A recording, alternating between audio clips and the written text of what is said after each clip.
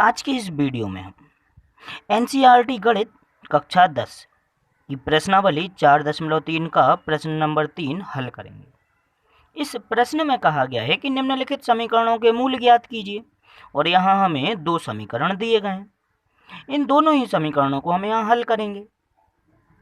इसका पहला भाग हमने यहाँ नोट करके रखा हुआ है, जो कि हमारा x माइनस 1/x बराबर 3 और साथ ही साथ लिखा है x बराबर नहीं है 0 के, क्योंकि अगर ये x 0 के बराबर हो जाएगा तो यहाँ जो x माइनस 1/x बराबर 3 लिखा है वो द्विघात समीकरण बनेगा ही नहीं, तो इसलिए x का मान 0 के बराबर नहीं हो सकता है। आगे अब अगर हमें इसे सरल करना है तो सबसे पहले हमने यहाँ x के नीचे 1 लिख लिया, तभी हमारा x/1 बन गया। अब यहाँ 1 और दूसरी परिमेय संख्या का हर x, इन दोनों का हमने लासा लिया। 1 और x का लासा लेंगे, इन दोनों का जो गुणनफल होगा वही इनका लासा हो जाएगा x। अब पहली परिमेय संख्या के हर से हमने लासा को भाग किया। 1 से अगर हम x को भाग करेंगे x का x ही आएगा और x का यहाँ x में गुणा हो जाएगा, वो बन जाएगा हमारा x²।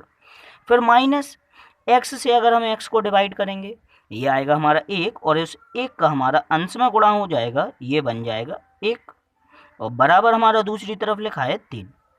इस प्रकार इन दोनों परिमेय संख्याओं को सरल करने पर हमारा x² माइनस 1/x आ गया।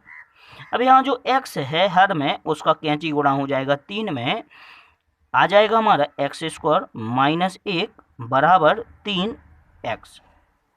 इस 3x का पक्षांतर दाईं ओर से बाईं ओर हमने कर लिया, x² प्लस का 3x इस ओर आएगा, माइनस का 3x बन जाएगा और माइनस 1 हमने वैसे का वैसा ही लिख दिया और बराबर दूसरी तरफ कुछ नहीं बचा तो 0।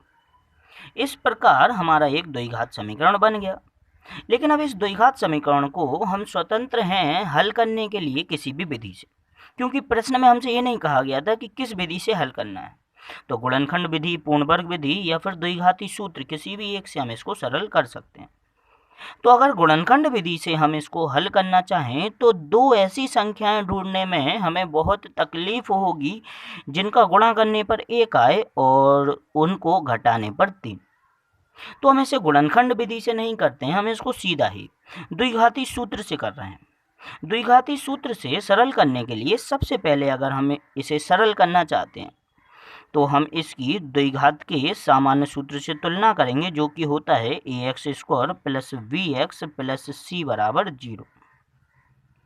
इस सूत्र से इसकी तुलना करने पर यहाँ x स्क्वायर का जो गुणांक होगा वो हो जाएगा a का मान, तो a बराबर हमारा हो जाएगा 1, b बराबर हो जाएगा माइनस का 3 और c बराबर हो जाएगा माइनस का 1। द्विघाती सूत्र हमने लिखा x बराबर minus b plus minus √b² minus 4ac whole upon 2a। आगे x, a, v और c के हमने इसमें मान रखे, तो x बराबर हो जाएगा सबसे पहले माइनस b, b का मान है -3, तो यहाँ पे जो माइनस लिखा है उसका -3 में गुणा हो जाएगा, प्लस माइनस √v², b का मान -3 तो -3 का स्क्वायर, माइनस 4ac यानी कि 4 गुणे a का मान 1 और c का मान -1 होल अपॉन 2a, a का मान हमारा है 1। इस प्रकार हमने a, b और c के मान इस सूत्र में रखे। आगे हमारा माइनस का गुणा -3 में हुआ, ये आ जाएगा 3 प्लस माइनस √-3 का स्क्वायर करेंगे तो ये आएगा 9। कभी भी ऋणात्मक संख्या का अगर हम स्क्वायर करते हैं तो वो हमेशा धनात्मक आएगा। -4 1 और -1 का गुणा हुआ, सबसे पहले माइनस माइनस का गुणा हुआ है, ये हो गया प्लस 4, 1 और 1 का गुणा होने पर ये आ जाएगा 4 होल अपॉन 2।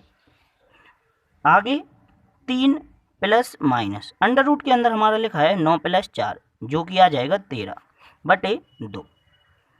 अब यहाँ जो हमारा x का मान आया है 3 प्लस माइनस √13/2, तो इसके लिए हम क्या करेंगे, एक बार प्लस का मान लेंगे और एक बार माइनस का, तब x बराबर हो जाएगा 3 प्लस √13/2 कॉमा 3 माइनस √13/2।